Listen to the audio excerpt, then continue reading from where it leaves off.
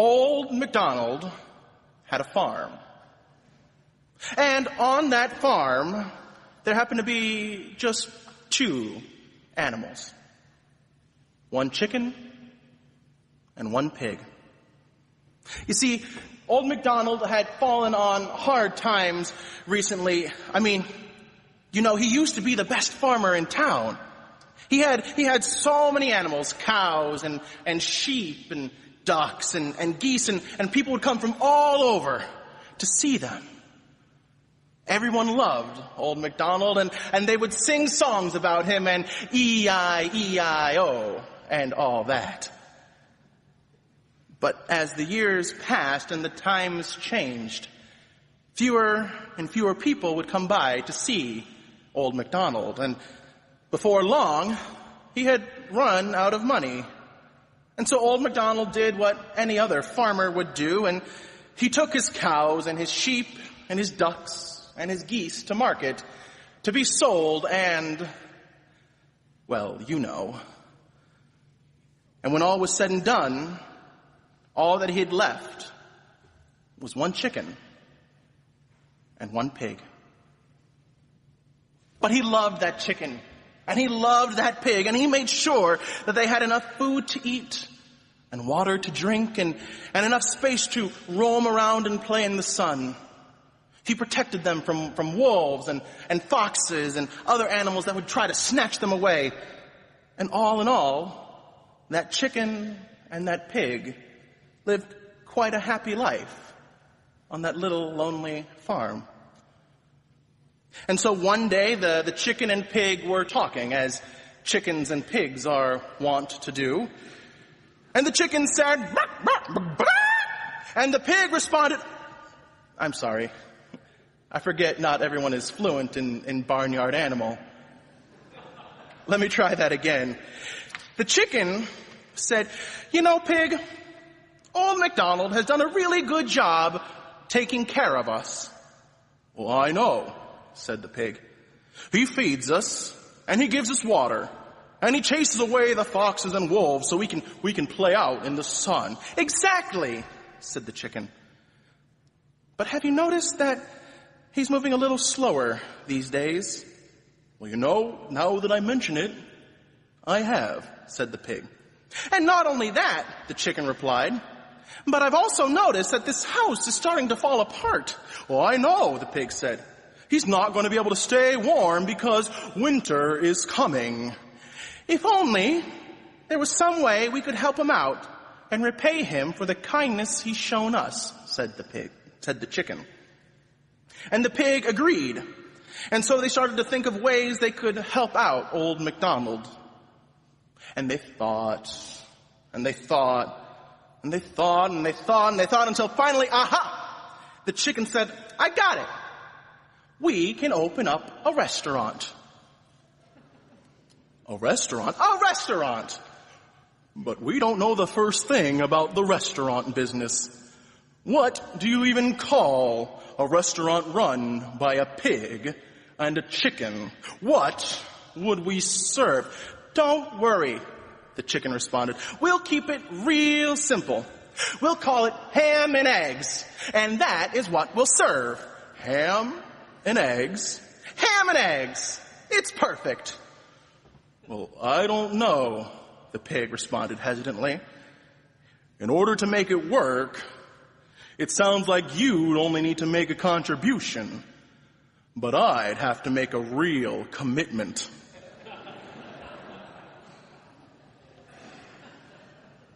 In order to make it work, you'd only need to make a contribution, but I'd have to make a real commitment. Friends, the call of Christian discipleship is not a call to contribute a portion of our lives, but rather to commit the whole sum of our lives to following Jesus Christ. You see, making a contribution is, when all is said and done, relatively easy. Making a contribution requires no real sacrifice. There's no risk in making a contribution. After she lays an egg, the chicken is able to return to life as normal. But making a commitment? Well, if you're committed to something, you throw your whole being into it. Commitment is costly. Commitment radically and fundamentally transforms your life. There's no back to normal when we're talking about commitment. Following Christ is not a once-a-week 10% part-time job, but rather the totality of a life lived fully for the sake of proclaiming his gospel, for the sake of building his kingdom here on earth. To follow Christ is to commit to Christ. And yet the fact of the matter is that in the midst of trials and tribulations, ups and downs, joys and celebrations, and the mundane banality of life, it's really easy to lose sight of that costly call. And I'll be the first one to confess that I'm just as guilty as the next person. Rather than exposing myself to people who look, think, and act differently from me, well, I have a tendency to isolate myself into communities that allow me to feel safe and secure. I would rather store my treasures up here on earth than live fully into the promise of God's abundant life. I allow comfort to drive me to complacency rather than using the freedom I've been given through Christ's offering for all the world to offer myself as a living sacrifice for the sake of seeking justice and resisting evil. But perhaps we can all take some comfort in the fact that this problem is not unique to our time or our location, but has, as we saw in our gospel passage this morning, plagued the church from its very institution. And we can all feel pretty comfortable saying it's a weird story, right? I mean, don't get me wrong, it's not as weird as that time Jesus cursed a fig tree out of the blue. Stephen, I'll let you preach on that text. But it's still weird. Jesus tells his disciples that he's going to go to Jerusalem and undergo great suffering and be killed by the religious elite, the same folks that up until that point in their ministry, Jesus and his band of merry men had been antagonizing and calling out. So Peter pulled Jesus aside and did what anyone else would do. He said, hey, look, you're not going to die. There's no way I'm going to let that happen.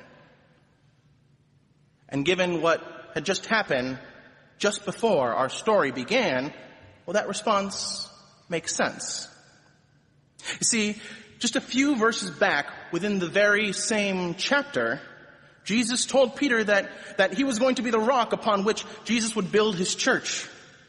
Jesus gave Peter the keys to the kingdom of heaven, that beautiful city of God, and assured him that not even the gates of hell would be able to prevail against it.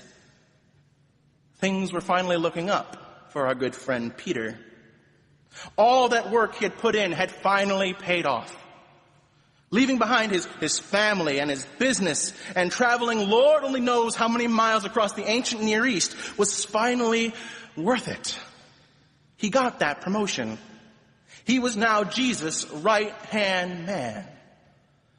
And so when Jesus started talking about how he was going to be killed, of course, Peter's first response was going to be something along the lines of, hey, JC, don't worry. I got your back. This venture that we're now partners in, it's going to be successful. But unfortunately for Peter, Jesus' definition of success was very different from his. Jesus' definition of success is often different from ours. In spite of all the work that Peter had already put into Jesus' ministry, when he said, God, forbid it, Lord, this must never happen to you, he showed that all along. He was merely making contributions, but he wasn't committed. You see, Jesus knew that in order to be successful in his mission, in order to reconcile all of humanity back to God, he would ultimately have to conquer death. Jesus knew that he had to show us that death ultimately has no power over any single one of us. And if Jesus was going to conquer death, he knew that he was first going to need to submit to it. He was going to need to submit to the reality that death exists and is a part of life. A reality that I know many of us in here and around the world are living today. Jesus knew that the path to a new reality, a reality where death is powerless, meant embracing our current reality, a reality where death seemingly holds all the power. Death wasn't going to have the final say, but the path to resurrection led straight through the cross. But somehow, Peter missed that memo about resurrection. All Peter heard was suffering and death. And Peter knew that if Jesus chose that path, then he, by virtue of being a follower of Jesus, would also have to take that same path. And even though he had shown that he was willing to give up everything to follow Jesus, he wasn't quite ready to go that far. He was willing to contribute, but he wasn't ready to commit. And Jesus called him out on it. "Get behind me, Satan. You are setting your mind not on divine things, but human things." And he's right. Peter had set his mind on human things. Self-preservation is hardwired into our very beings. The laws of evolution dictate that we are programmed to do what we must in order to protect our lives and our offspring's lives, to ensure the survival of our species. When ancient human beings were threatened by a predator, say a giant saber-toothed tiger, well, their hormones would go into overdrive. And when it came time to make the decision to fight the predator or run away from it, their body was a veritable machine and was up for the task. The survival of our species depended on it. And that's exactly what our species did. We survived better than any other animal on this planet until we found ourselves at the top of the food chain. But while you and I don't have to worry about giant saber-toothed tigers anymore, we still have that innate drive to survive. And in the absence of a threat from another species, we focused all of our fear on our fellow humans. And as a result, we've been saddled with tribalism and racism and sexism and ableism and hypernationalism and every other ism that puts a barrier between us and our fellow humans. Each and every one of those sins can be traced back to that primal, basic, evolutionary drive to protect ourselves, to save our lives. And yet Jesus tells us that a life lived with the sole purpose of self-preservation is not a life lived fully. All who seek to save their lives will lose it. Because at the end of the day, we can't outrun death. We can't outfight death. One need only look at the world around us to see that. And I know that many of us have felt that at one time or another. There's plenty out there to be afraid of, but Christ calls us to fundamentally rethink how we respond to that fear. Because when we let it govern the way we live our lives, when everything we do is done to stave off death, we prevent ourselves from living fully in community and in harmony with all of humanity. When we construct artificial walls to protect ourselves from hypothetical future suffering, we blind ourselves to the suffering, the very real and present suffering that already exists all around us. Christ calls us to commit to the work of breaking down those walls. Christ calls us to make ourselves vulnerable because his power is made perfect in weakness. Christ calls us to live fully for the sake of proclaiming his gospel of peace and comfort to all who are afflicted, even if that means putting our lives on the line to do so. Now, some of us might be sitting here thinking, yes, sign me up, and if so, great. But if I'm being honest, I'm willing to bet that a good number of us are also thinking, whoa, Ian, this is too much. This isn't what I signed up for. I can't do this. And if so, great. Really, it's great. If that's our response, we're in good company. You don't need to look very hard in the scriptures to find case after case after case of a person whose first response to hearing God's call is, this is too much. This isn't what I signed up for. I can't do this. Isaiah, I am a man of unclean lips amongst a people of unclean lips. Jeremiah, I can't speak, I'm just a kid. Ezekiel had to be possessed by God in order to speak God's word, and we all remember the story of Jonah, who quite literally ran away when he heard the call of God. And even in spite of all that he said in our passage this morning, even Jesus, the one Lord, the Son of God, the only begotten, before all ages, light of light, true God of true God, by whom all things were made, and whose kingdom shall have no end, that Jesus, on the night when he was to be betrayed and handed over to the authorities, fervently prayed, Father, let this cup pass from me. But as we saw in our Hebrew Bible passage this morning, no one did it quite like Moses. It's a story that I'm willing to bet is probably one of the first 10 Bible stories we all learned as children, the story of the burning bush. But one of the things I think that we all have a tendency to overlook is the back and forth that occurs between Moses and God later in the chapter and even into the next chapter. Moses really didn't want to answer God's call. He thought he wasn't important enough. Who am I that I should go to Pharaoh and bring the Israelites out of Egypt? He didn't think the Israelites would believe him. If I come to the Israelites and say to them, the God of your ancestors has sent me to you, and they ask me, well, what's his name? What shall I say to them? He didn't think the Egyptians would believe him. But suppose they do not believe me or listen to me, but they say, the Lord has not appeared to you. He didn't think he could speak well enough.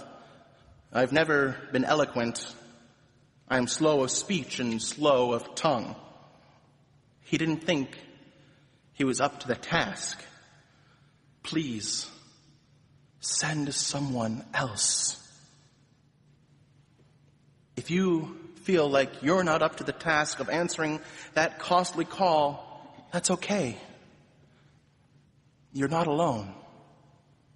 It shows that you understand the gravity of what God is calling you to do. And if you understand the gravity and the full scope of what it means to sacrifice everything for the sake of building the kingdom of God, quite frankly, I don't think there can be any other first response. But I can also say it's not going to be the last response. Because like it or not, the call persists. God doesn't give up on us. That is the crux of our whole Bible. God will provide us with all that we need to actually live into that call. God doesn't call the equipped. God equips the called.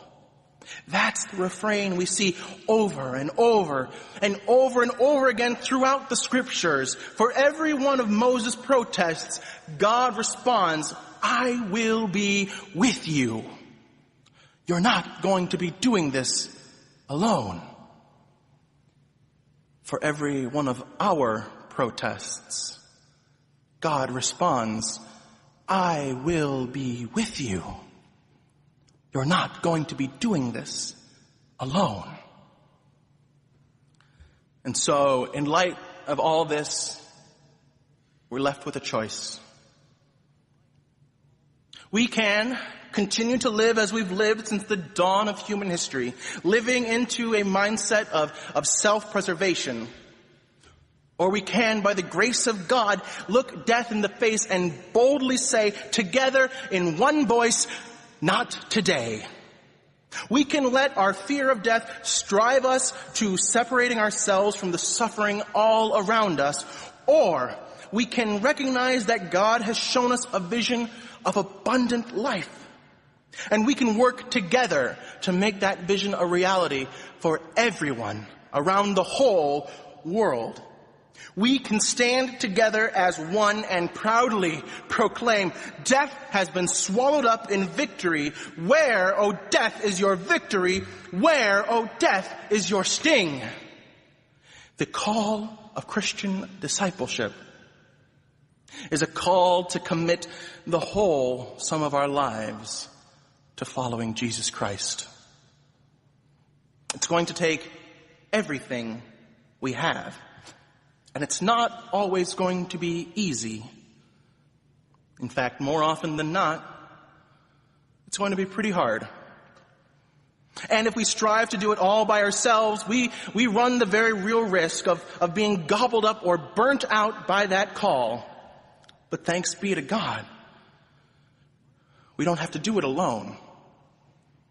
Thanks be to God, we're not going to be doing it alone. The beauty of being in community with one another is that we're all in this together. We're all working towards realizing that common vision of a new reality together.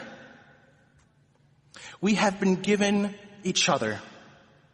We are already so blessed, dear friends. God's divine power has already given us everything we need. It's now up to us to use those resources and tools and use them completely and fully for the sake of building the city of God. And so, if you've been blessed with the gift of service, serve your oppressed neighbors until you can serve no more. If you've been blessed with the gift of presence, stand in solidarity with your oppressed neighbors until you can stand no more. If you've been blessed with the gift of care and compassion, care until you can care no more. If you've been blessed with financial and material gifts, give until you can give no more. If you've been blessed with the gift of prophecy, prophesy. Prophesy and preach truth to power until you can preach no more. If you've been blessed with the gift of love, love until you can love no more. And in doing so, we can break down those walls we've built up and replace them with one beautiful city of God. It's going to take sacrifice, a lot of sacrifice. But in light of everything God has already given us, what else can we do?